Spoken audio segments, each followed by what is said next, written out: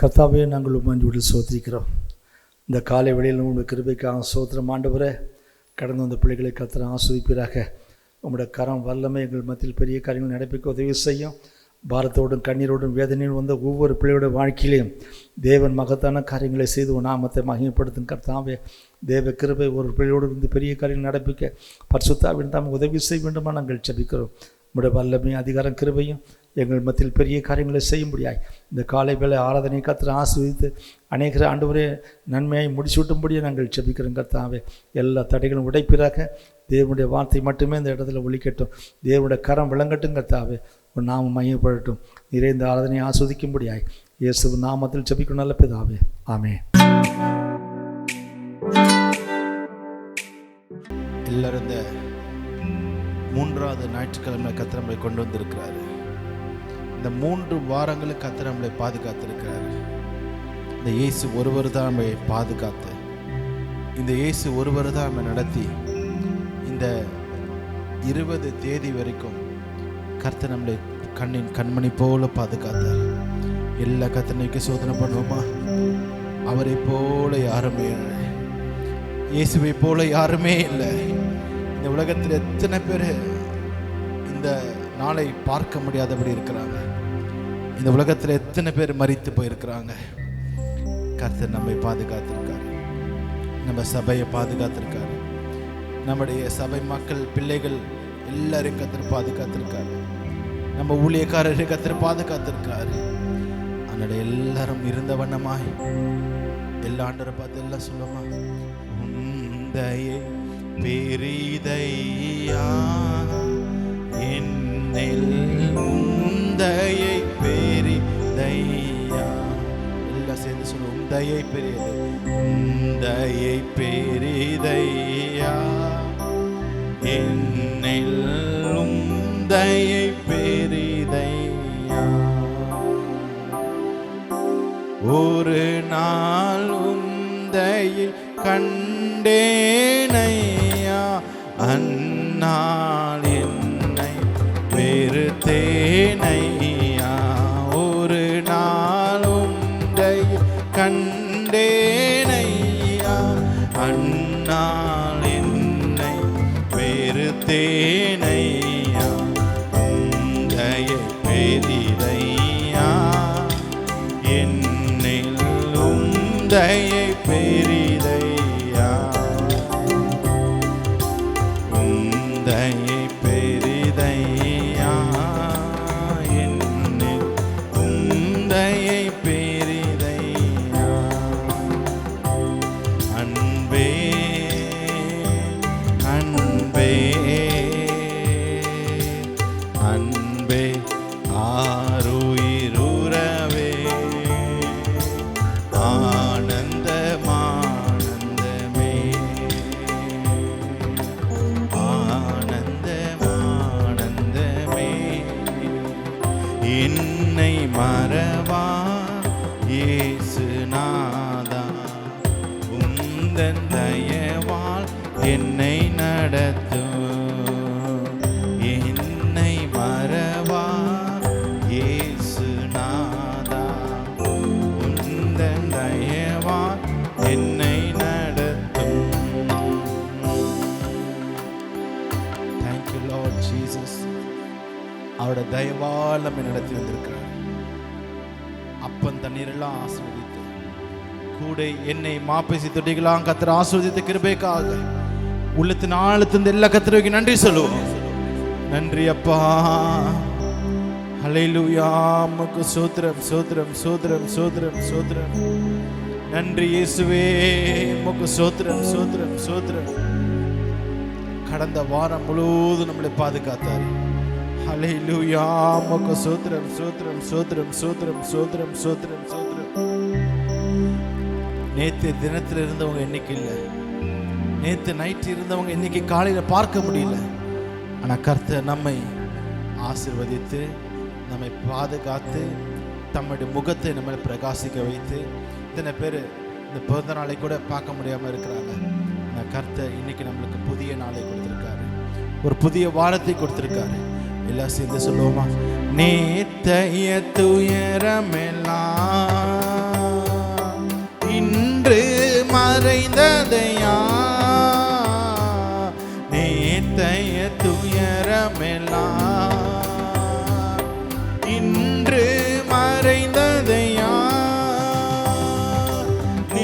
நிம்மதி பிறந்ததையா, அது நிரந்தரமானதையா.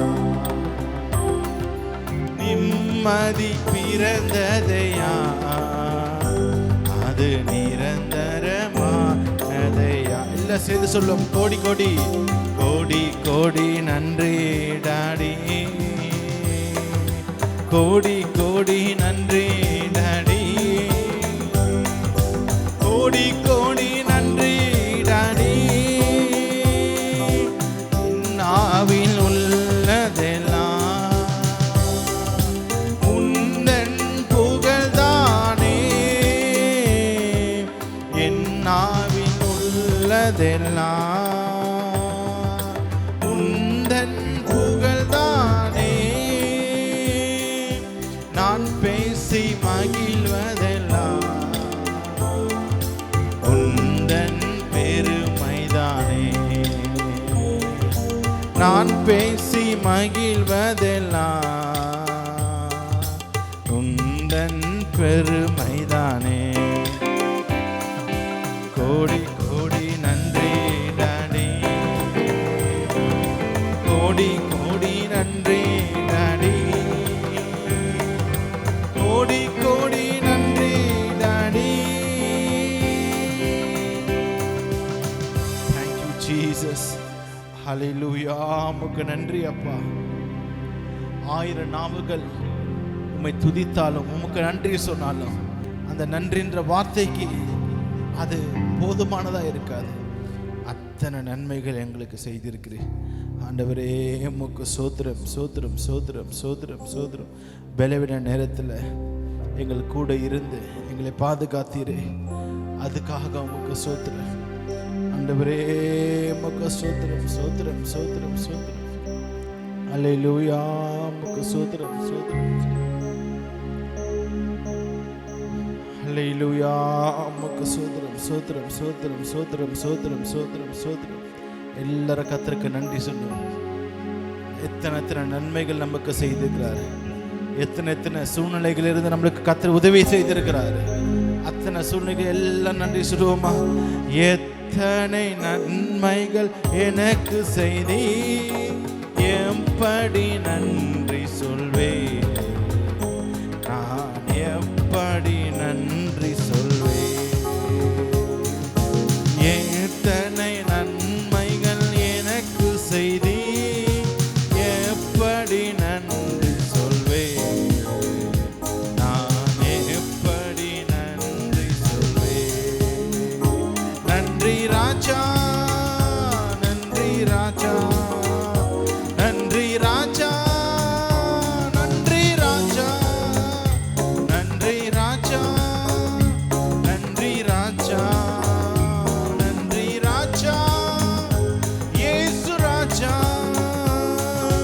பலவீனனென்று தள்ளி விடாமல் பலத்தால் இடை கட்டி நீ,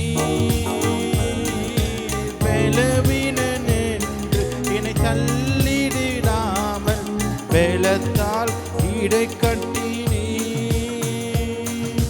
பலத்தால் இடை கட்டி நீ. எத்தனை நன்மைகள் எனக்கு செய்தி, எப்படி நன்றி சொல்வேன், நான் எப்படி நன்றி சொல்வேன். நன்றி ராஜா, நன்றி ராஜா, நன்றி ராஜா, இயேசு ராஜா. நன்றி ராஜா, நன்றி ராஜா, நன்றி ராஜா, இயேசு ராஜா. Thank you Lord Jesus. நன்றி அப்பா. இந்த 3வது வாரம் வரைக்கும் எங்களை பாதுகாத்தீரே, உமக்கு நன்றி. இந்த 20 தேதி வரைக்கும் எங்களை பாதுகாத்தீரே, உமக்கு நன்றி அப்பா, நன்றி அப்பா. ஆண்டவரே, நீர் எங்களுக்கு எத்தனை நன்மைகள் செய்திருக்கிறீர். You are very faithful. எங்களுக்கு உண்மையுள்ளவராக இருந்திருக்கிறீர், எங்களுக்கு போதுமானவராக இருந்திருக்கிறீர். நாங்கள் வேண்டிக் கொள்வதற்கு காட்டிலும் மேலான எங்களுக்கு செய்திருக்கிறீர் ஐயா. ஏமாற்றங்கள் பாதையில் ஐயா, புறக்கணிக்கப்பட்ட நேரங்களில் நீர் எங்களை பலத்தினால் இடக்கட்டினீர். எங்களை நீ தள்ளாதபடி எங்களை சுமந்து கொண்ட தேவன். ஆண்டவரே உமக்கு சோத்திரம் சோத்திரம் சோத்திரம் சோத்திரம் சோத்திரம் சோத்திரம் சோத்திரம். உடைய அன்புக்காக சோத்திரம் சோத்திரம் சோத்திரம் சோத்திரம் சோத்திரம். ஹல்லேலூயா.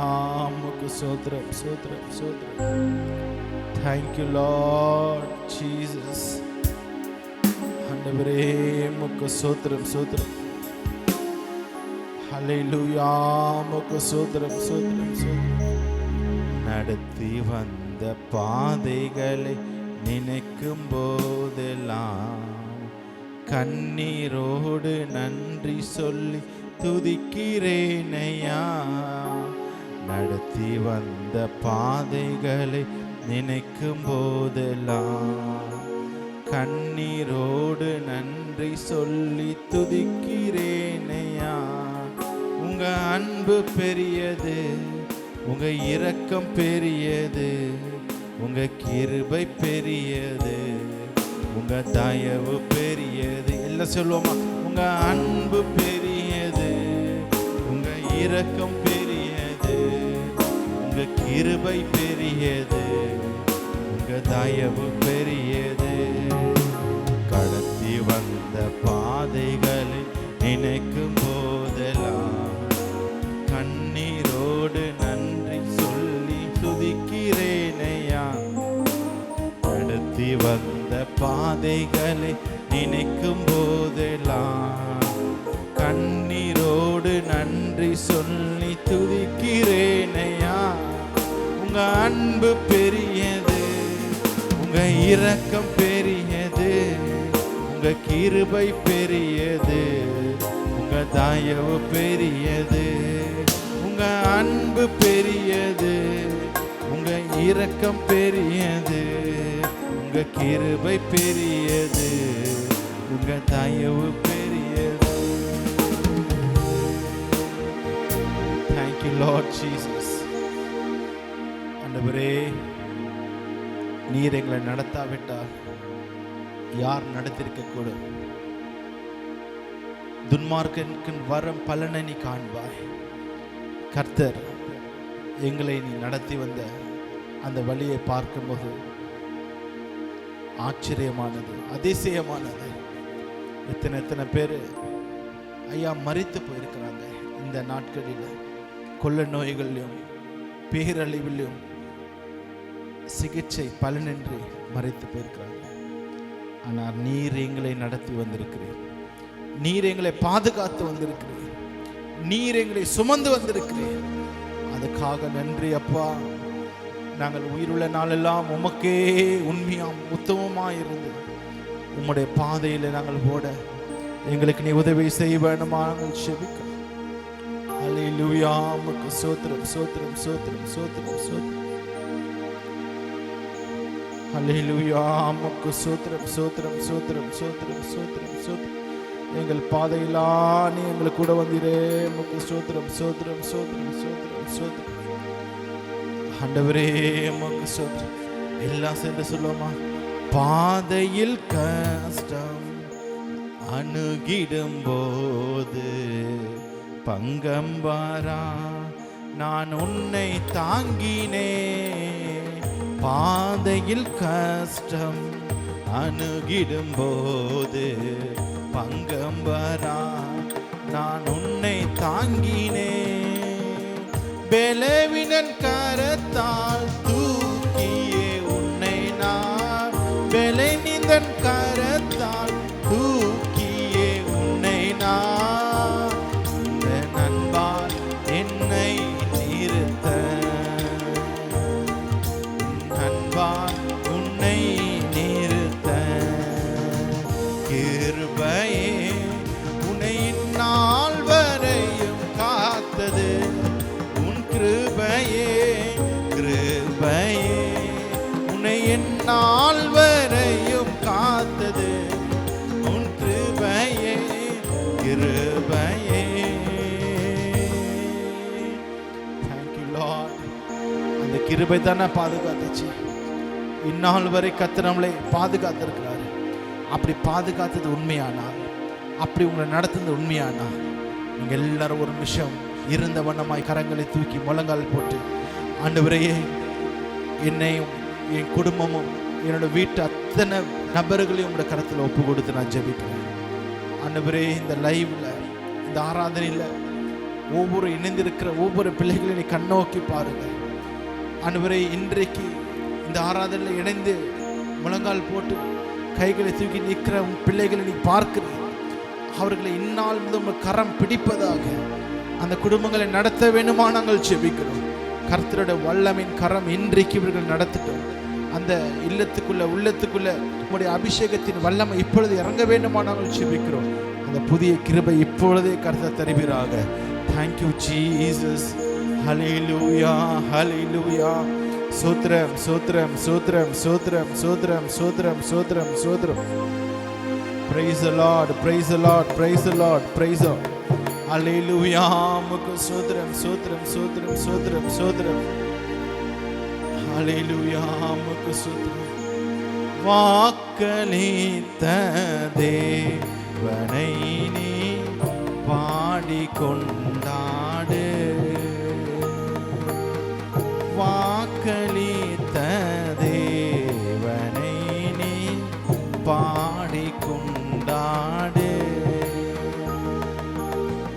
ஊக்கமான ஆவி உன்னை தாங்க மன்றாடு,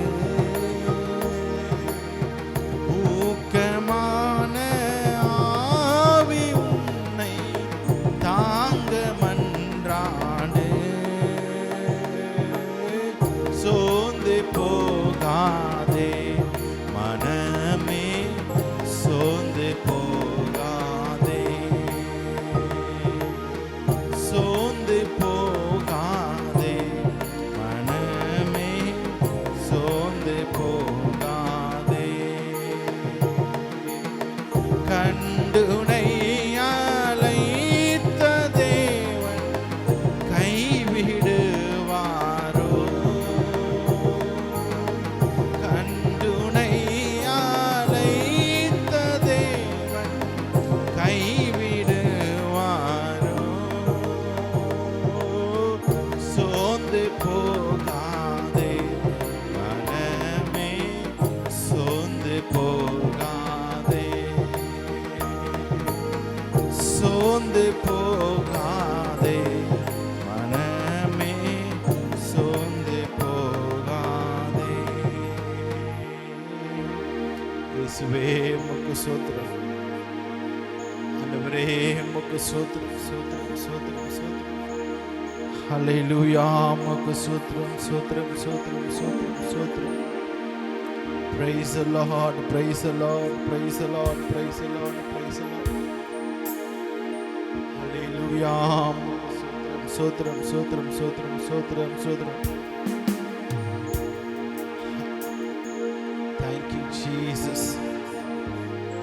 Sotram. Praise the Lord, praise the Lord, praise the Lord, praise the Lord, praise the Lord, praise the Lord, praise the Lord, praise the Lord, praise the Lord, praise the Lord, praise the Lord. Hallelujah. Sotram, sotram, sotram, sotram, sotram, sotram. Praise the Lord, praise the Lord, praise the Lord, praise the Lord, praise the Lord, praise the Lord, praise the Lord. Hallelujah. Sotram, sotram, sotram, sotram, sotram, sotram, sotram. Thank you Lord Jesus.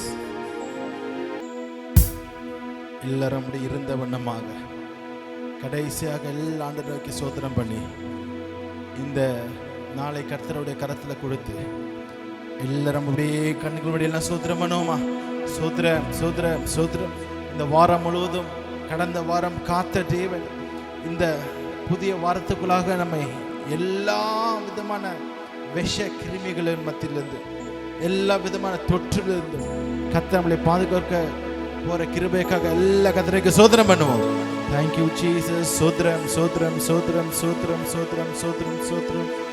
Hallelujah, hallelujah, hallelujah, hallelujah, hallelujah.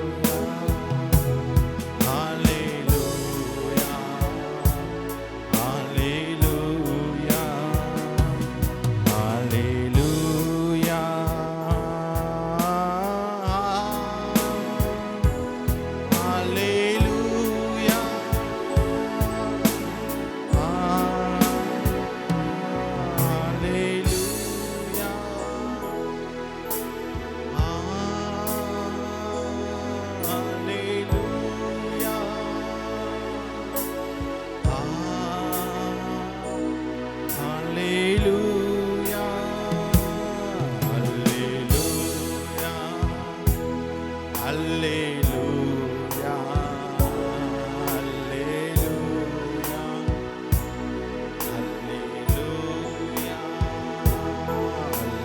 Hallelujah hallelujah hallelujah hallelujah. Thank you Jesus. Hallelujah. உமக்கு ஸ்தோத்திரம் ஸ்தோத்திரம் ஸ்தோத்திரம் ஸ்தோத்திரம். Praise the Lord, praise the Lord, praise the Lord, praise the Lord, praise the Lord, praise the Lord. Hallelujah. உமக்கு ஸ்தோத்திரம் ஸ்தோத்திரம் ஸ்தோத்திரம் ஸ்தோத்திரம் ஸ்தோத்திரம் ஸ்தோத்திரம் ஸ்தோத்திரம். Hallelujah. தாய் நம்மை மறந்தாலும் இயேசு நம்மளை மறப்பதே இல்லை. எந்த சூழலும் இயேசு நம்மளை கைவிட போடுவதில்லை. அவருக்கென்று ஒரு கூட்டத்தை தெரிந்து கொண்டு அவரை துதிப்பதற்காக ஆராதிப்பதற்காக தான் நம்ம எல்லாம் அழைத்திருக்கிறார். இன்னைக்கு ஆராதனை என்பது ஒரு ஃபேன்சி வர்ஷிப் ஆயிடுச்சு. இதோ வரோம், பாடுறோம், இந்த பாட்டை கேட்டுட்டு ஆடுறோம், கலர் கலர் வண்ண விளக்கு மூலமாக ஆடிட்டு போகிறது ஆராதனை கிடையாது. இந்த ஆராதனை என்பது தேவனோடு ஒரு இணைகிற ஒரு நேரம், நம்மையும் தேவனும் இணைக்கிற ஒரு ஆராதனையால் பயத்தோடு பக்தியோடு பணிந்து குடிந்து அவரை ஆராதிக்கும் பொழுது கண்டிப்பாக நீங்கள் ஆராதிக்கிற அந்த உள்ளத்தில், அந்த இல்லத்தில், அந்த வீட்டில் கர்த்தர் இறங்குவார். நீங்கள் ஆராதித்து கொண்டிருக்கிற அந்த நேரத்தில் இயேசு இறங்குவார். அந்த இயேசு அந்த வீட்டுக்குள்ளே வரும்பொழுது அந்த வீட்டுக்குள்ளே இருக்கிற எல்லா பிரச்சனைகள் மறையும். வீட்டுக்குள்ளே இயேசு பிரவேசித்த மாத்திரத்தில் பாவங்கள் ஓடுது, சாபங்கள் ஓடுது, அந்த வீட்டில் ரட்சிப்பு ஏற்படுது.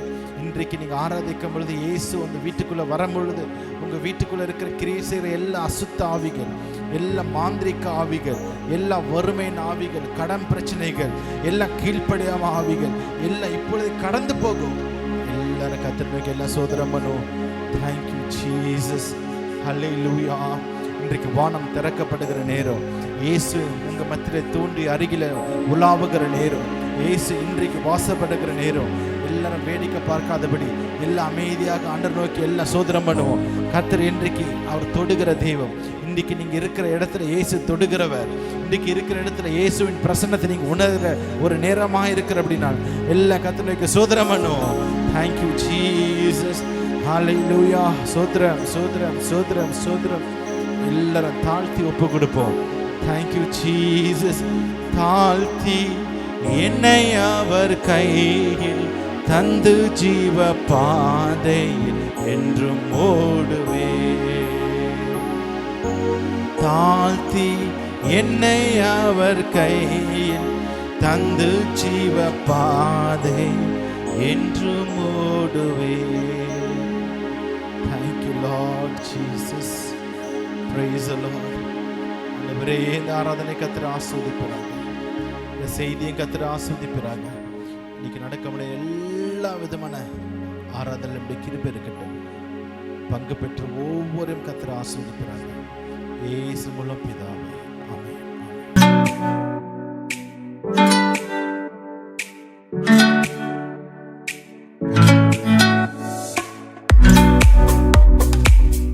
கர்த்தருடைய பரிசுத்த நாமத்துக்கு மகிமை உண்டாகட்டும்.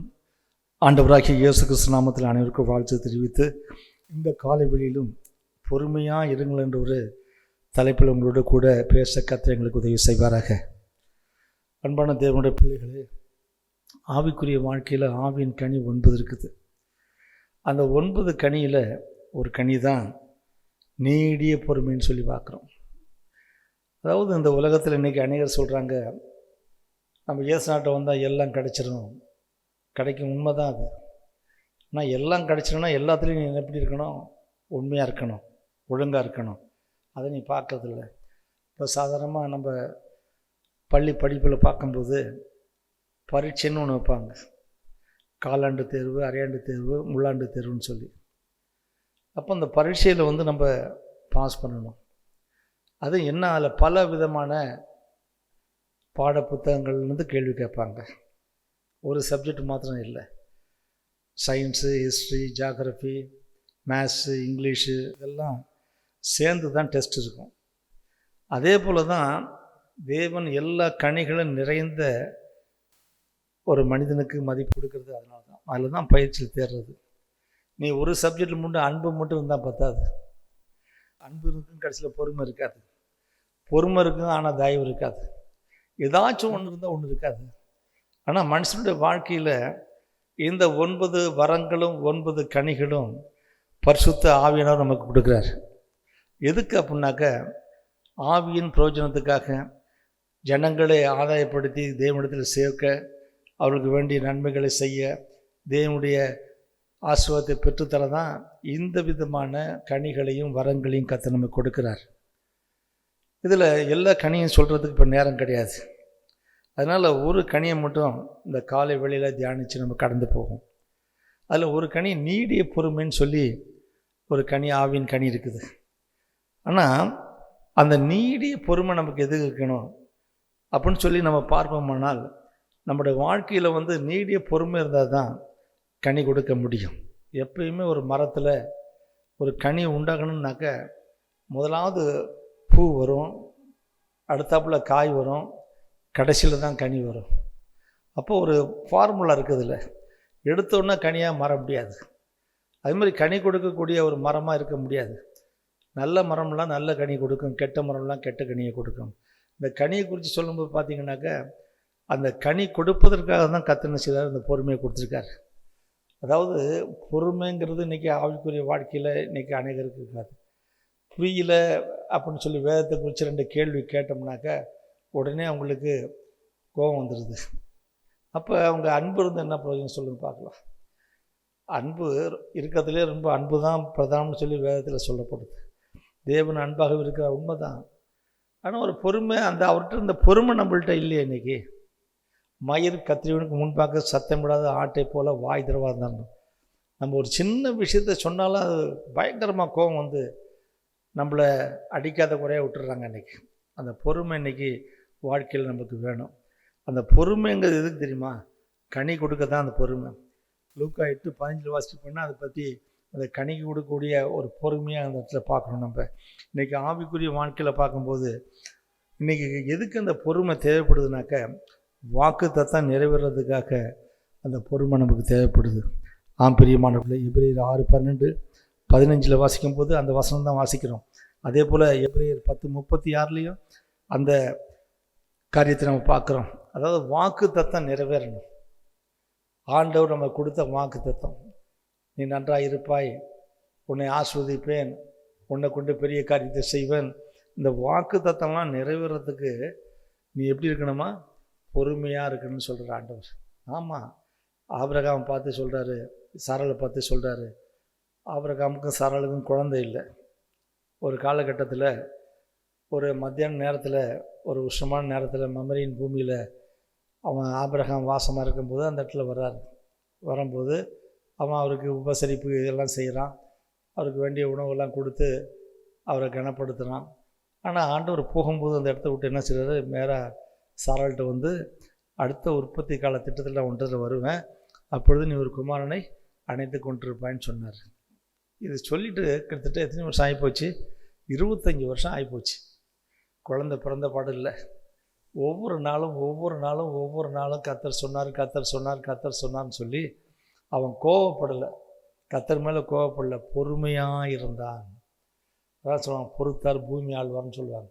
அதே மாதிரி கர்த்தருடைய வார்த்தை எதுக்கு அப்படின்னாக்கா அந்த பொறுமை. அப்போ வாக்குத்தத்தம் நிறைவேறதுக்கு நீ எப்படி இருக்குன்னா பொறுமையாக இருந்தான் ஆபிரகாம். 25 வருஷம் பொறுமை. இன்றைக்கி கல்யாணம் ஆனோம், மறு மாதமே குழந்தை வரணும்னு சொல்லி இன்றைக்கி அநேகர் நினைக்கிறாங்க. எப்படிங்க முடியும்? அதுக்கு ஒரு 10 மாதம் பொறுத்திருக்க வேண்டாமா? ஒரு குழந்தை முழு வளர்ச்சி அடைந்து தாயின் வயிற்றுலேருந்து வெளியே வர்றது ஒரு 10 மாதம் தேவைப்படுது இல்லையா?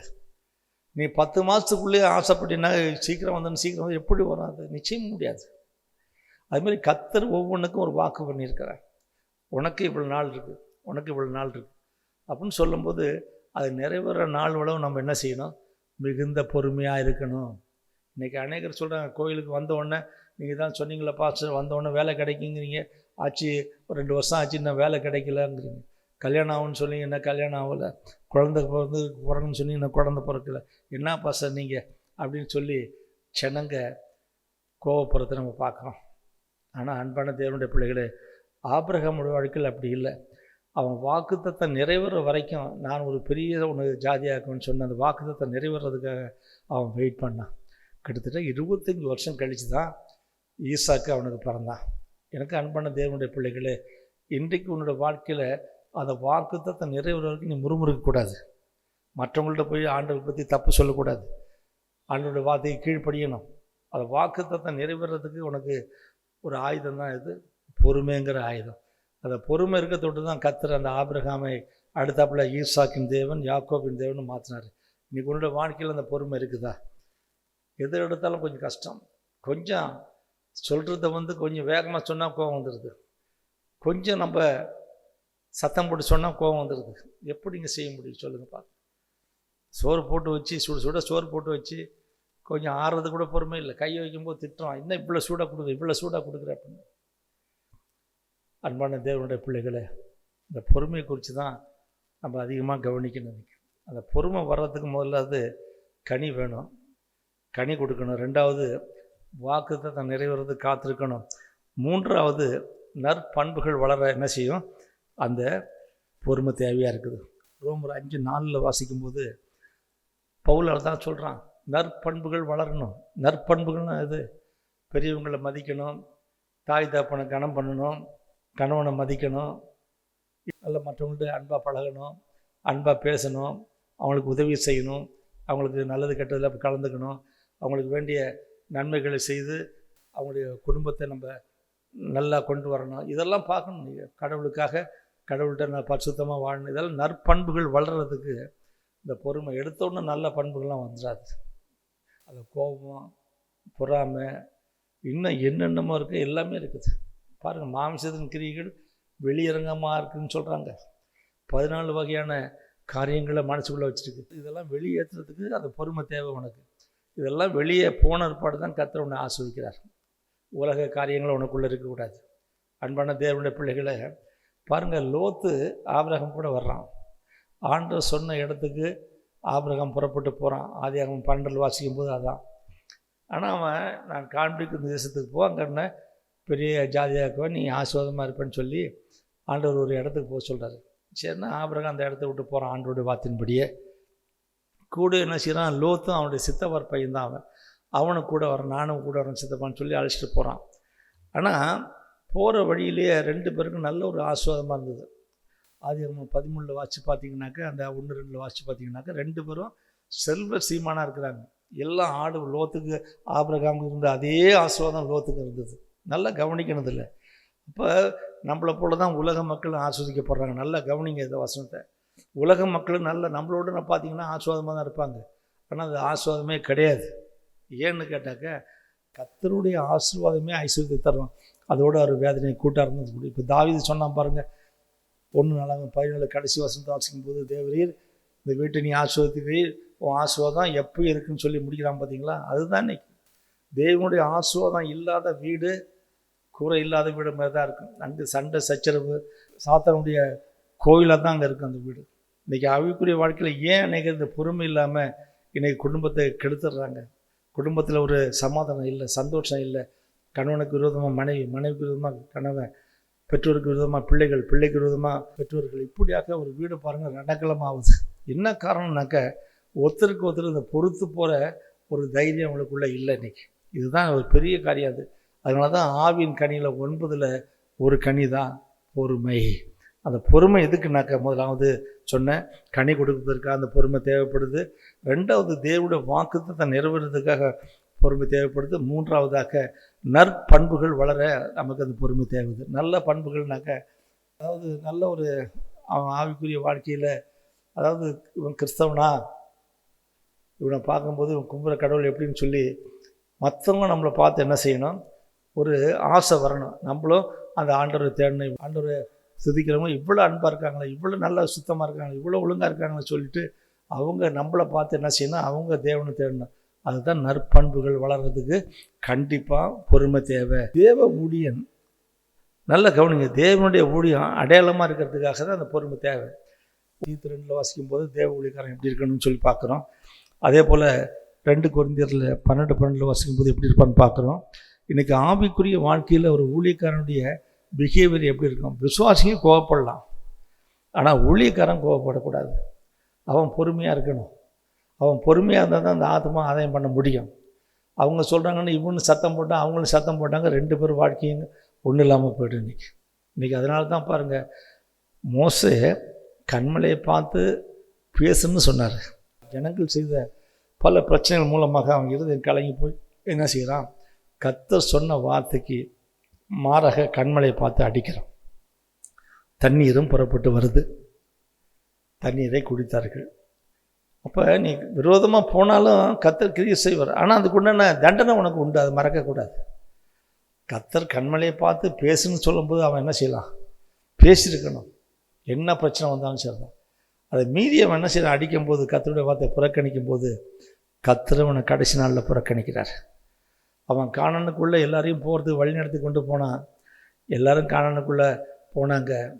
ஆனால் மோசே கர்த்தர் சொன்னார், அந்த மலை மேலே ஏறிப்பார், அதான் கானான் தேசம். ஆனால் நீ அங்கே போக மாட்டேன்ட்டார். என்ன காரணம்னாக்கா, அந்த பொறுமை இல்லாமல் சில காரியங்கள் நம்ம செய்யும்போது நம்ம தேவனுடைய வாக்குத்தத்தத்தை இழந்துடுறோம், தேவனுடைய ஆசீர்வாதத்தை இழந்துடுறோம். இன்றைக்கி உன்னோட வாழ்க்கையில் அந்த பொறுமை இருக்குதா? ஒரு நல்ல ஊழியக்காரனாக இருக்கணும், ஒரு எடுத்துக்காட்டாக இருக்கணும், அவன் மற்றவங்களுக்கு ஒரு சாட்சியாக இருக்கணும், மற்றவங்கள மதித்து நடக்கிறவனாக இருக்கணும், தேவ பிள்ளைகளே சரியான வழியில் நடத்தி செல்வனாக இருக்கணும், அவன் பரிசுத்தம் உள்ளவனாக இருக்கணும், அவன் உண்மை உள்ளவனாக இருக்கணும். எல்லாம் அந்த கழகத்தை உண்டாக்கூடிய சும்மா சாதாரணமாக பொய்யை பேசி ஜனங்கள்கிட்ட வஞ்சிக்கக்கூடாது. அப்பேற்பட்ட எண்ணங்கள்லாம் இருக்கிற ஊழியக்காரன் நல்ல ஊழியக்காரனே கிடையாது. இன்றைக்கி ஆவிக்குரிய வாழ்க்கையும் போது அந்த ஊழியக்காரனுடைய நற்பண்புகள் மற்ற நல்ல தேவ ஊழியக்காரன் அடையாளமும் அதான். இன்றைக்கி ஆவிக்குரிய வாழ்க்கையில் பார்க்கும்போது, தேவ சமூகத்தில் பார்க்கும்போது ஒரு பொறுமை என்ன செய்யுதுனாக்கா, யாக்கோபு 1:4 வாசிக்கும்போது, அதாவது பூர்ணராக, அதாவது ஆவிக்குரிய வாழ்க்கையில் நீ பூரணப்படணும். எப்படி பூரணப்படணும்னாக்கா, இன்றைக்கி எல்லா தொழிலும் ஆவின் கனிகள் மொத்தமாக அது உன் வாழ்க்கையில் நிறைவேறதுக்காக என்ன செய்யணும், நீ பூரணப்படணும். அதுக்கு தான் அந்த பொறுமை தேவைப்படுது. இன்றைக்கி உன்னோட வாழ்க்கையில் அந்த பொறுமை ஒரு மனுஷனை எப்படியெல்லாம் கொண்டு போகுது பாருங்கள். முதலாவது பொறுமை எதுக்கு தேவை அப்படின்னு சொல்லும்போது, பொறுமை கனி கொடுக்க, 2வது வாக்குத்தத்தை நிறைவேற, 3வது நற்பண்புகள் வளர, 4வது தேவ ஊழியக்காரன் அடையாளம் காண்பிக்க, 5வது காரியம் அவனுடைய வாழ்க்கை பூரணமாக இருக்கிறதுக்கு அந்த பொறுமை தேவைப்படுது. அப்போ இதெல்லாம் சரிதான், பொறுமை காட்டக்கூடிய இடங்கள்னு சில காரியம். நீ எந்த இடத்துல பொறுமையாக இருக்கணும்னு சொல்லி வேதத்தில் நமக்கு சொல்கிறோம். அதில் வாசிக்கும்போது பார்த்தீங்கன்னாக்கா, சங்கீதம் 40:1 பார்க்கும்போது ஜெபம்னு சொல்லி போட்டிருக்கு. ஜெபிக்கும் போது பொறுமையாக ஜெபிக்கணும். இன்றைக்கி சில பேர் பாருங்கள், அந்த ஜெபத்தில் தான் இன்றைக்கி கரெக்டாக நடக்கும். இன்றைக்கி அவங்க பாருங்கள், வசனத்தில் சின்ன வசனம் எதை அதை மட்டும் ஜெபம் பண்ணணும். குடும்ப ஜெபத்தில் பார்த்தீங்கன்னாக்கா ஒரு பெரிய ஒரு உபத்திரமாக இருக்கும். ஒரு சின்ன ஜெபமாக பண்ணுவாங்க. இன்றைக்கி அதிக நேரம் ஜெபம் பண்ணுறதுக்கு மனுஷனுக்கு அந்த பொறுமை கிடையாது, சீக்கிரமாக முடிக்கணும். இப்போ கூட சபையில் யாராச்சும் ஜெபிக்கும் போது பார்த்தீங்கன்னாக்கா அவங்க பாட்டு ஜெபிச்சுட்டு இருப்பாங்க, டைம் போயிட்டே இருக்கும். ஆனால் வீட்டில் போய் ஜெபம்னு சொன்னாக்கா ஜெபம் பண்ண மாட்டாங்க, ஒரே வரையில் ஜெபிச்சாங்க சண்டை போடுவாங்க. ஏன்னு கேட்டால், பார்வைக்கு நீண்ட ஜெபம் பண்ணுற பரிசேரே உங்களுக்கு ஐயோன்னு தான் சொல்கிறாங்க. எந்த இடத்துல எப்போ ஜெபம் பண்ணணும், எப்படி ஜெபம் பண்ணணும், எவ்வளோ நேரம் ஜெபம் பண்ணுங்கிறத முதலாவது அந்த ஜெபம் செய்கிறதுல ஒரு பொறுமை இருக்குது. இன்றைக்கி ஒருத்தர் ஜெபிச்சுட்டு இருப்பாங்க, ஜெபிக்கும்போது இவங்க ஆரம்பிச்சுவாங்க. ஏன்னா மற்றவங்க ஜெபிக்கூடாதுன்னு சொல்லிட்டு அவங்களுக்கு முந்திக்கிறதுக்காக என்ன செய்வாங்க, அவங்க ஜெபத்தை முடி கூட இவங்க ஆரம்பிச்சிருவாங்க. அப்படிலாம் அந்த அவசரம்லாம் இருக்கக்கூடாது. அந்த ஜெபம் பண்ணுறதுல ஒரு பொறுமை இருக்கணும். 2வது பாருங்கள், அறுவடை. எதை ஆத்துமாக்களை அறுவடை பண்ணுறதுக்கு ஒரு காரியத்தை நீங்கள் செய்யணும். 1 தெசலோனிக்கர் 5:14 வாசித்து பார்த்தீங்கன்னாக்கா, ஒரு ஆவிக்குரிய வாழ்க்கையில் பார்க்கும்போது சுமூக உறவு வேணும் நமக்கு. அதாவது கனி கொடுக்க, அதாவது பொறுமை எதுக்குன்னாக்கா, ஒருத்தருக்கு ஒருத்தர் சண்டை போடாமல் ஒரு சுமூக உறவு வர்றதுக்காக நம்ம பார்க்குறோம். அதே இன்னொரு வசனம் கொடுத்து பாருங்கள், அதிலே பாருங்கள். அதாவது யாக்கோபு 5:7 ஒரு அறுவடை செய்யக்கூடிய ஒரு காரியம் நமக்கு உண்டு. ஆத்துமாக்களை அறுவடை செய்யறதுக்கு நமக்கு பொறுமை தேவை. அந்த சமயத்தில் நம்ம பொறுமையாக இருக்கணும். பாருங்கள், நீங்கள் போயிட்டு சுவிசேஷம் சொல்லும்போது ஒரு இடத்துல கல்லை தூக்கி அடிப்பாங்க, ஒரு இடத்துல வசமொழி சொல்லுவாங்க, ஒரு இடத்துல அடித்து துரத்துவாங்க. இதெல்லாம் நடக்கும். ஏன்னா ஆண்டவராகிய இயேசு கிறிஸ்து வாழ்க்கையில் அப்படி தான் நடந்தது. பெத்தானியாவுக்கு போகும்போது அங்கே கல்லை தூக்கி அடித்தாங்க, இங்கே சொல்லக்கூடாது போடு அப்படின்னு சொல்லிட்டு. இன்னும் சில பேர் அவர் மலையில் கொண்டு போய் தலைகளாக தள்ளி விட்டாங்க. இப்படிலாம் நடக்கும். அப்போ அந்த மாதிரி சமயத்தில் என்ன செய்யணும், பொறுமை நமக்கு வேணும். அந்த பொறுமையோடு நம்ம இருந்தால் தான் தேவனுடைய காரியத்தை நம்ம சாதிக்க முடியும். இன்றைக்கி அந்த பொறுமை நமக்கு இருக்குதா பாருங்கள். அதாவது உபத்திரம், அதாவது நிந்தனை. இதுக்கு அடுத்தல பார்த்தீங்கன்னா பொறுமை காட்டக்கூடிய இடம்னாக்க பொறுமை, நிந்தனை. இந்த மாதிரி சமயத்தில் நம்ம வாழும்போது நமக்கு அந்த பொறுமையை நம்ம காமிக்கணும். அதாவது நிந்தனை வரும். உன்னை தவறாக பேசுவாங்க, உனக்கு விரோதமாக பேசுவாங்க. என்னுடைய வாழ்க்கையிலும் கூட நான் ஆரம்பத்தில் இந்த ஊழியத்துக்கு வரும்போது வெளிநாட்டிலேருந்து பணத்தை வாங்கிட்டு இயேசு பற்றி பிரசங்கம் பண்ணுறேன் அப்படி இப்படின்னு சொல்லி, அதாவது நான் விசுவாசத்தில் ஊழியம் செய்கிறவன், நம்மளுக்கு ஃபாரின்லேருந்து எந்த பணமும் கிடையாது, எதுவும் கிடையாது. ஆனால் என்ன சொல்கிறாங்கன்னாக்கா, நம்மளை வெறுப்பத்துறதுக்காக சொல்லுவாங்க, நீ ஃபாரின்லேருந்து பணம் வருது அதனால தான் நீ இயேசு பற்றி சொல்கிற அப்படி இப்படின்னு சொல்லி என்ன செய்வாங்க, வேதனை கொடுப்பாங்க, ஒவ்வொருத்தரவங்க அதை இகழ்ச்சியான வார்த்தையை பேசுவாங்க. நீ வேதத்தை நல்லா படித்து பார்த்தீங்கன்னா தெரியும் உனக்கு, ஆண்டவர் வந்து மயிர் கத்திரிக்கு முன்பாக சத்தம் கூட ஆட்டை போல் வாய் திறவாக இருந்தார். அப்போ தன் சிலுவையில் அறியும் போது கூட என்ன சொல்கிறது, ஆண்டவரே இவர்கள் செய்வது இன்னதென்று அறியாமல் செய்தாலும் இவர் மன்னின்னு சொல்கிறாங்க. இன்றைக்கி உன்னோட வாழ்க்கையில் அந்த பொறுமை நிச்சயமாக என்ன செய்யுதுனாக்கா, பொறுமை காட்ட வேண்டிய இடம் இருக்குது. எல்லா இடத்துலையும் பொறுமை காட்டக்கூடாது, பொறுமை காட்ட வேண்டிய சில காரியங்கள் இருக்குது, அந்த இடத்துல நீ காட்ட வேண்டிய காரியம் இருக்கணும். அப்போ உபத்திர வேளையில், அதாவது லூக்கா 21:16 19 வாசிச்சு பாருங்கள். அதேமாதிரி ரோமர் 12 வாசிக்கும் போது இந்த உபத்திரம் நிந்தனை இப்படி வரும்போது சில காரியம் நடக்குது. அதாவது இருண்ட காலம், அதாவது ஏசாயா 50:10 வாசிக்கும்போது பார்த்தீங்கன்னாக்க ஒரு இருண்ட காலம் நமக்குள்ளே வரும். அதாவது ஜெபிக்க முடியாதபடிக்கு, வேதம் வாசிக்க முடியாதபடிக்கு, எந்த காரியத்தையும் செய்ய முடியாத ஒரு காரியம், சமாதானம் இல்லாத ஒரு காரியமாக இருக்கும், வேதனை இருக்கும். இந்த மாதிரி சமயத்தில் நம்ம என்ன செய்யணும்னாக்க பொறுமையாக காத்துட்ருக்கணும். ஆண்டவர் பாருங்கள் 30 வருஷமாக பொறுமையாக தான் இருந்தார். இந்த உலகத்தில் வாழ்ந்து 33 வருடம் உலகத்தில் வாழ்ந்திருக்காரு. அந்த 30 வயசு வரையிலும் தன்னை வெளியே காட்டாமல் தாய் தகப்பனுக்கு உதவி செய்து தன்னை பொறுமையாக தான் அவர் தன்னை காத்து கொண்டார் 30 வருஷமாக. அந்த 30 வருஷம் முடிஞ்சு 31வது வருஷம் போது தான் தேவனுக்காக ஊழியம் செய்கிறதுக்காக வெளியே தன்னை காமிக்கிறார். அப்போ 3 வருஷங்கள் தேவனுக்காக ஊழியம் செய்கிறார். இந்த சுவிசேஷத்தை அறிவிக்கிறாரு, மனம் திரும்புங்கள் பரலோகராஜ்யம் சமீபமாக இருக்குன்னு சொல்லி அநேக ஜனங்களுக்குள்ள பிணிகள், வியாதிகள், வறுமைகள், எல்லா விதமான காரியத்தை, பிசாசுகளை துரத்துறது, இதெல்லாம் வியாதிகளை சுகமாக்குறது, குருடரை கண் திறக்க வைக்கிறது, செவிடனை கேட்க வைக்கிறது, ஊமையான பேச வைக்கிறது, இந்த காரியத்தெல்லாம் கர்த்தர் செய்தார். ஆனால் இதெல்லாம் செஞ்சுட்டு ஜனங்க பாருங்கள் இவர் யாருன்னு தான் சொல்கிறாங்க. இன்றைக்கி ஜனங்க ஆரம்பத்தில் நிறையா தான் வர்றாங்க, அவரை பின்தொடர்ந்தாங்க. ஆனால் கடைசி நாளில் அவர் சிலுவையை கொண்டு போகும்போது பார்த்தீங்கன்னாக்க அந்த சீசரெல்லாம் மறுதளிக்க ஆரம்பிச்சிட்டாங்க. 2வது ஒரு மார்பிள் செஞ்ச யோவான் கூட என்ன செய்கிறான், அவனை பிடிக்கும்போது, ரோம சேவர்கள் பிடிக்கும்போது என்ன செய்கிறான், அவன் துணியை கூட அவுத்து விட்டு ஓடக்கூடிய காரியத்தை பார்க்குறான். அந்த அளவுக்கு ஒரு பயம் அந்த நாட்டில் இருந்தது அன்றைக்கி, அந்த காலத்தில். அவள் பாருங்கள், அவன் ஆண்டவர் சொல்கிறாரு, எல்லோரும் ஓடி போயிட்டாங்க, நான் தனித்திறேன், என் பிதா என் கூட இருக்கிறான்னு சொல்லி. எனக்கு அன்பான தேவைகளை அந்த மாதிரி ஒரு பொறுமை நமக்கு தேவை. நமக்கு இன்றைக்கி ஆவிக்குரிய வாழ்க்கையில் பாருங்கள், அந்த இருண்ட காலத்துலேயும் கர்த்தர் பொறுமையாக இருந்தார். தனக்கு விரோதமான காரியங்களை ரோம அரசாங்கம் செய்யும்போது கூட அதை சகித்து கொண்டிருந்தார்னு பார்க்குறோம். இன்றைக்கி உன்னோட வாழ்க்கையில், உன் ஆவிக்குரிய வாழ்க்கையில் உன்னை துன்பப்படுத்தி, துயரப்படுத்தி, வேதனைப்படுத்தி வரக்கூடிய நாட்களில் நீ எப்படி இருக்கணுனாக்க வாய் திறக்காமல் தான் இருக்கணும். சொல்கிறவார் போற்றுவார் போட்டுட்டும், தூற்றுவார் தூட்டட்டும்னு சொல்கிற மாதிரி யார் என்ன வேணாலும் பேசிக்கிட்டோம், அதாவது நீ வாயை திறக்காத, காது செவிடன் போல் ஆக்கிடும், அவ்வளோதான். அதனால் உனக்கு பல நன்மைகள் பின்னால் வரும். உனக்கு நீ இந்த இருண்ட காலத்தில் நீ பொறுமையாக இருந்தீங்கன்னாக்க உனக்கு நல்ல ஒரு எதிர்காலம், பிரகாசமாக இருக்கக்கூடிய ஒரு காரியத்தை கர்த்தர் செய்கிறாரு. சரி, பொறுமைக்கு வேத எடுத்துக்காட்டு யாரெல்லாம் பொறுமையாக இருந்தாங்க, யாரெல்லாம் பொறுமையாக இருக்க முடியும், பொறுமையாக இருந்தவங்க யார் அப்படின்னு சொல்லும்போது, முதலாவது எபிரேயர் 6:15 வாசிக்கும்போது ஆபிரகாம்னு பார்க்குறோம். ஆபிரகாம் அந்த நேரத்தில் என்ன செய்கிறான், தனக்கு குழந்தை பிறக்கக்கூடாதுன்னு இல்லைன்னு சொல்லும்போது அவன் என்ன செய்கிறான், அந்த 25 வருஷம் பொறுமையாக இருந்தான் பார்க்குறான். அவன் உண்மையிலேயே வேறு யாராச்சும் தான் இருக்க முடியாது. அவன் சொல்கிறான், யாக்கோபுக்கு 2 மனைவி, ஒன்று லேயாள், இன்னொருத்தர் ராக்கேல். ராக்கேலுக்கு குழந்தை இல்லை. அவள் பாருங்கள், லேயாள் வந்து அற்பமாக எண்ணப்பட்டாள்னு கர்த்தர் கண்டு அவளுடைய கற்பத்தை திறந்தான்னு சொல்லி பார்க்குறோம். அதே சமயத்தில் ராக்கேல் என்ன செய்கிறா, 2வது மனைவி என்ன செய்கிறா, யாக்கோபிட்ட வந்து கேட்குறா, எனக்கு பிள்ளை கொடு, இல்லை நான் சாகிறேன்னு சொல்லி. பொறுமை இல்லை. கடைசியில் பாருங்கள், பிள்ளையும் கிடைச்சிது, அதே சமயத்தில் ஒரு சாவுக்கும் ஒரு காரியத்தை அவள் வாயில் வச்சுருந்தாவ. கடைசியில் குழந்தை பிறக்கும்போது அவள் இறந்து போய்ட்றாவ. அதனால் நம்ம பொறுமையாக இருக்கணுங்க. எந்த விஷயத்திலும் நம்ம ஆத்திரக்காரனுக்கு புத்தி மட்டும்னு வாங்க. நம்ம ஆத்திரத்தில் எதோ பேசிடுறோம், ஆனால் அந்த நேரத்தில் பார்த்தீங்கன்னாக்க நான் பின்னால் வரக்கூடிய வேதனையை பார்க்குறோம். இன்றைக்கி சில பேர் கொலை செஞ்சிடுறாங்க, அவருக்கு ஆத்திரத்தில் பண்ணிடுறாங்க. பின்னால் பார்க்கும்போது அவன் சிறைச்சாலையில் போகும்போது, அவன் ஆயுள் கைதியாக இருக்கும்போது அவன் நினச்சி பார்ப்பான், நம்ம ஏன் இந்த காரியத்தை செஞ்சோம், ஏன் நம்ம காரியத்தை செஞ்சோம், இதனால தானே வந்து ரொம்ப அப்படின்னு சொல்லி அந்த நேரத்தில் கொஞ்சம் பொறுமையாக இருந்தான்னாக்க வாழ்க்கை நல்லபடி. நீ பொறுமை இல்லாதது தான் அநேகர் வாழ்க்கையில் பார்க்கும்போது பல நஷ்டங்களையும் துக்கங்களையும் துயரங்களையும் அனுப்பிச்சிட்டு இருக்காங்க.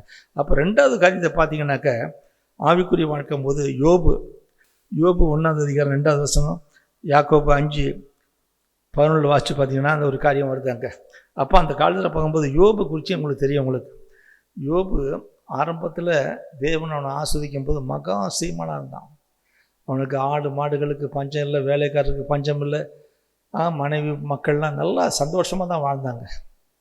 ஒரு காலம் வந்தது. அப்போ அந்த காலம் வரும்போது சாத்தான் அந்த குடும்பத்துக்குள்ளே நுழைஞ்சி அந்த யோபு குடும்பத்தையே நாசம் பண்ணான். யோபுடைய சரீரத்தை நாசம் பண்ணான். அவருடைய சொத்துக்கள்லாம் அழித்தான். அவனுடைய பிள்ளைங்கள்லாம் கொண்டு போட்டான். அவன் வீடெல்லாம் தரமட்டம் ஆகிட்டான். இவ்வளவும் நடந்தும் யோபு என்ன சொல்கிறான் தெரியுமா? கர்த்தர் கொடுத்தார், கர்த்தர் எடுத்தார், கர்த்தருடைய பரிசுத்த நாமத்துக்கு மகிமை உண்டாகுன்னு சொல்லி தன் வாயில் கர்த்தரை குறித்து எந்த தப்பான வார்த்தையும் பேசலை. இந்த பொறுமை நமக்கு வருமா சொல்லுங்கள் பார்க்கலாம். ஒரு சின்ன காரியம், கோவிலுக்கு வரும்போது கிளம்பும்போது கூட சகோதரிகள் இருக்கும்போது ஏதாவது ஒரு பொருள் ஒன்றும் இல்லை, ஒரு ஹேர் பண்ணு எடுத்து வச்சுருப்பாங்க. அந்த ஹேர் பண்ணு எப்படி எடுக்கலான்னு சொல்லி ஒரே சண்டை. நான் வாங்கி தரேன்னு சொன்னால் கூட கேட்குறதில்ல. ஒரு சின்ன காரியத்துக்கெல்லாம் குடும்பத்தில் பார்த்துங்க பெரிய தண்டனை. ஒன்றும் இல்லை, சர்க்கரை கொஞ்சம் கம்மியாக போயிடுச்சான் காஃபியில், அதுக்கு ஒரு சண்டை. பாருங்கள் எப்படி பாருங்கள், கொஞ்சம் சர்க்கரை போடு களை கொடுன்னு கொண்டு சாப்பிட்லாம். ஆனால் இவங்க என்ன செய்கிறாங்க, எப்படி நீங்கள் கம்மியாக போடலாம் அப்படின்னு சொல்லி போடுறவங்கள்ட்ட சண்டை. எவ்வளோ காரியம், என்ன சூடு இல்லாமல் கொடுக்குற, எப்படிலாம் பேசுகிறேன் பார்த்தீங்களா? சின்ன காரியம், உப்பு கொஞ்சம் கம்மியாக இருந்தால் அதுக்கு ஒரு சண்டை. சாப்பாடு கொஞ்சம் சூடாக இருந்தாக்க பசி நேரத்துக்கு என்ன, நான் பசியாக வரேன், நீ என்ன சூடாக ஆக்கி போடுற அப்படின்னு. நல்லது செஞ்சால் கூட அதை அவங்க ஜீரணிக்க முடியல, அதுக்கு சண்டை போடுறாங்க. பொறுமை இல்லைங்க. அன்றைக்கி எந்த விஷயத்திலும் பொறுமை இல்லை அவங்களுக்கு. ஆவிக்குரிய வாழ்க்கையில் ஏன் லேட்டாக வந்தீங்கன்னு கேட்டாக்க நீ விளக்கத்தை சொல்லணும். இந்த மாதிரி பஸ்ஸு கிடைக்கல, லேட்டாக வந்ததுன்னு சொல்லலாம். எப்போ பாரு என் மேலே சந்தேகப்படுறேன், எப்போ பாரு இப்படி தான் சொல்கிறேன், ஒரே சண்டை வம்பு. அந்த வீடு பாருங்கள் ரணக்கிழமை ஆகிடும். என்ன காரணம் தெரியுமா? அந்த பொறுமையாக பேசுறதில்ல, பொறுமையாக பதில் சொல்கிறதுக்கு உனக்கு அவசியம் இல்லை, நேரம் இல்லை உனக்கு.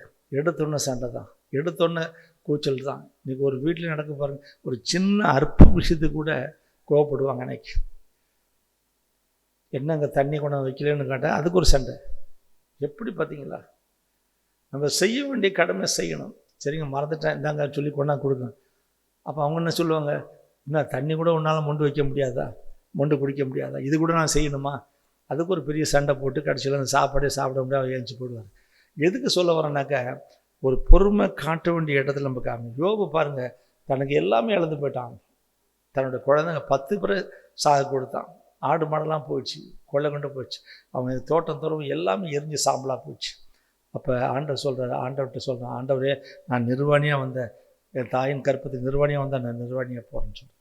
கர்த்தர் கொடுத்தார், கர்த்தர் எடுத்தார்னு சொல்கிறேன். அந்த மாதிரி வார்த்தை நம்மளால் பேச முடியுமா? ஒன்றும் இல்லை, ஒரு செல்ஃபோனை மறதியை எங்கேயோ வச்சுட்டாங்க. 2 சகோதரர்கள் என்ன செய்கிறாங்க, நீ தான் எடுத்த, நான் தான் எடுத்தேன்னு சொல்லி 2 பேருங்க எல்லாம் கத்தியை தூக்கிட்டாங்க ஒருத்தர் குத்துறதுக்கு. கொஞ்சம் யோசிச்சு பாருங்களேன். கொஞ்சம் பொறுமையாக தேடி இருந்தாக்க அதை நீங்கள் எடுத்துருக்கலாம். அது பொறுமையாக தேடுறதுக்கு கூட நேரம் இல்லை. இன்றைக்கி அநேகர் குடும்பம் ஏன் நடத்துறதுக்கு வருதுன்னா காரணம் தான். ஒரு கணவன் மனைவி ஒரு பொறுமை கிடையாது, பிள்ளைகள் ஒருத்தருக்கு ஒருத்தர் பொறுமையாக இல்லை. ஆஃபீஸில் வேலை செய்யும்போது மேனேஜருக்கும் வேலை செய்கிற கிளர்க்குக்கும் பொறுமை இல்லை. பல விதமான குழப்பங்கள் எங்கே போனாலும். அப்போ இந்த பொறுமையை பற்றி நம்ம பேசும்போது பார்த்திங்கனாக்க இன்றைக்கி அநேகமாக பேசிக்கிட்டே இருக்கலாம். ஆனால் இந்த பொறுமைங்கிறது ஒரு ஆவிக்குரிய கனின்னு சொல்கிறத மறந்து போயிடக்கூடாது. இந்த பொறுமை தான் அவன் வாழ்க்கையில் பெரிய நிறைய ஆசீர்வாதங்களை கொண்டு வரும். பாருங்கள், கடைசியில் யோபு பொறுமையாக தொட்டு கர்த்தர் அவனுக்கு கடைசி நாட்களில் ரெட்டத்தனியான ஒரு ஆசீர்வாதத்தை அவனுக்கு கொடுத்தார். இழந்து போனதை ரெட்டிப்பாய் பெற்றுக்கொண்டார். எனக்கு அன்பான தேவனுடைய பிள்ளைகளே, இன்றைக்கு இந்த பொறுமை உங்கள்கிட்ட இருக்குதா பாரு. அதாவது இயேசு கிறிஸ்துவனுடைய பொறுமை முன்னால் பார்க்கும்போது அவர் பாருங்கள், இயேசு கிறிஸ்துவோட பொறுமையை பற்றி நமக்கு சொல்ல வேண்டிய அவசியமும் கிடையாது. அவருடைய வாழ்க்கையில் பார்க்கும்போது அதில் வாசிக்கும்போது பார்த்தீங்கன்னாக்க ஏசாயா 53:7 வாசித்து பார்த்தீங்கன்னா தெரியும். 1 Peter 2:16-19 வரையும் வாசி பார்க்கலாம். இன்றைக்கி ஆவிக்குரிய வாழ்க்கையில் இயேசு கிறிஸ்துவை பற்றி அந்த பொறுமையை குறித்து நம்ம இந்த வசனத்தில் வாசிக்கிறோம். எனக்கு அன்பான தேவனுடைய பிள்ளைகளை, அவர் வந்து பரிசுத்த ஆவியினால் உட்பவிக்கப்பட்ட, அதனால தான் பொறுமையாக இருக்கணும்னு நினைக்க வேண்டாம். உனக்குள்ளே அந்த பரிசுத்த ஆவி இருக்கிறாருன்னு மறந்துவிடாத. அவர் உன்னை பொறுமையாக நடத்துவது அவருடைய, அதான் அவரை துக்கப்படுத்தக்கூடாதுன்னு சொல்லுவாங்க. பரிசுத்த ஆவியை நீ துக்கப்படுத்தாத. நீ செஞ்சுட்டு தப்பு ஆண்டவரே நான் மன்னிச்சுட்டுனா எவ்வளோ நாளைக்கு தான் மன்னிப்பார் அவர். நீ பேசுறதுக்கு முன்னால் கொஞ்சம் டைம் கூட அவர் கொஞ்சம் யோசி. அதாவது ஒருத்தர் சொல்கிறதுக்கு முன்னால் உன் கருத்தை நீ சொல்லிடாது. அவங்க சொன்ன கருத்தை என்னான்னு சொல்லி விளங்கிக்கிட்டு தான் அப்படி நீ பேசணும். சில பேர் அப்படி மற்றவங்க சொல்கிறத காதிலே வாங்க மாட்டாங்க. ஏன்னு கேட்டாங்க இவங்க சொல்கிறது தான் கரெக்டு அப்படின்னு சொல்லிட்டு இவங்க பாட்டு சொல்லிகிட்டே இருப்பாங்க, மற்றவங்கள பேச விட மாட்டாங்க. அதனால் அவங்க பேச வந்த நல்ல காரியம் கூட நீ கேட்காதபடிக்கு உனக்கு நஷ்டமாயிடும். கொஞ்சம் பொறுமையாயிர, அவங்க பேசவில்லையும் பொறுமையாயிரு. பாருங்கள், மோசே பாருங்கள், 40 நாள் பொறுமையாக உட்காந்துருக்குறான்.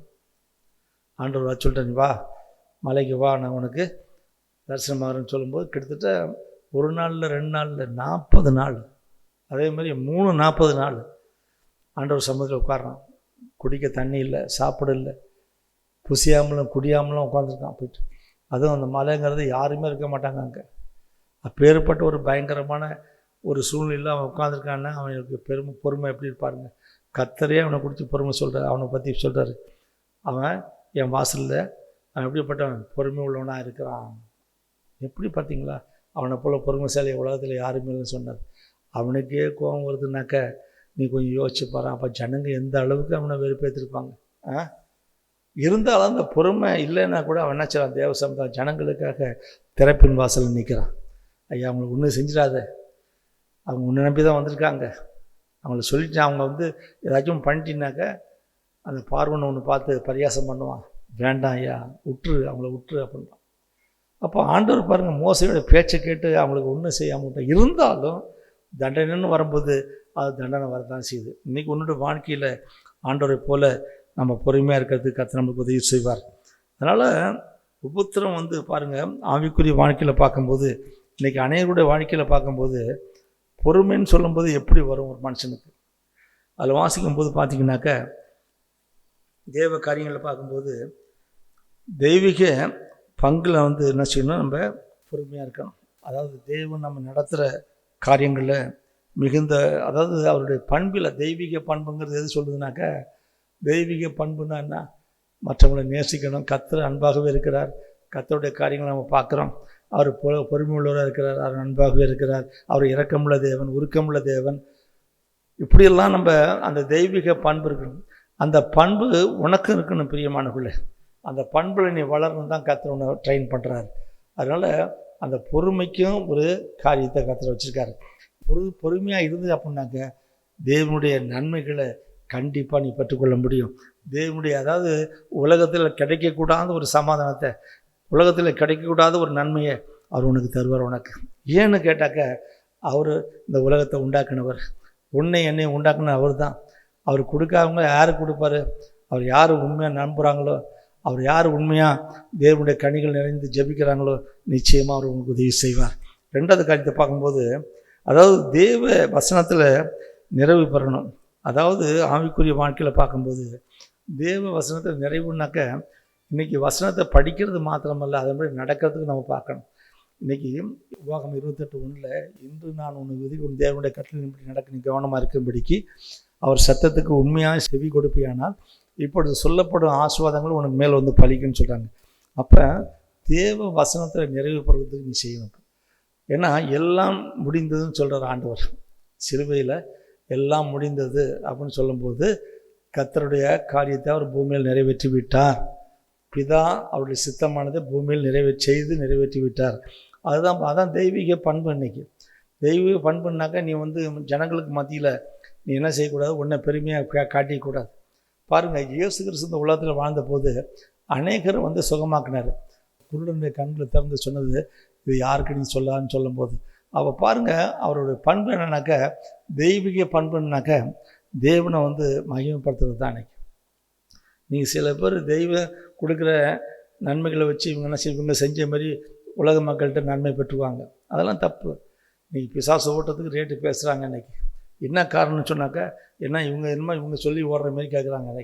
இன்றைக்கி அப்படி கிடையாதுங்க. இன்றைக்கி ஆவிக்குரிய வாழ்க்கையில் தேவனுடைய நன்மையை பெற்ற நாம் தீமையும் பெற வேண்டாமோ?